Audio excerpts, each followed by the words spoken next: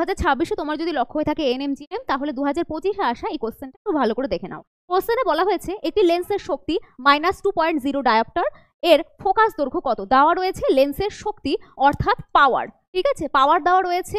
D অর্থাৎ dioptre, এটা একটা ইউনিট, শক্তির ইউনিট।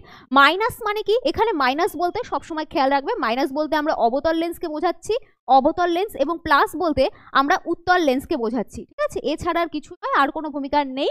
এবার এটা সলভ করার জন্য আমার ফর্মুলা লাগবে 1/f। এই ফর্মুলাটা সবসময় মনে রেখে দেবে, যেখানে পি আমাদের লেন্সের শক্তি, এফ আমাদের ফোকাস দূরত্ব। আমার কোশ্চেনে চেয়েছে ফোকাস দূরত্ব, তাহলে এই ফর্মুলা থেকে আমি এফ সমান বলতে পারি 1/p। এবার আমি শুধুমাত্র মান বসিয়ে দেবো, তাহলে 1/p এর মান দেওয়া আছে 2 বসিয়ে দিলাম, আমার অ্যান্সার আসছে 0.5 মিটার। সবসময় মনে রাখবে, যদি একক ডায়োপ্টারে দেওয়া থাকে আমার ফোকাস দূরত্ব অলওয়েজ মিটারেই আসবে।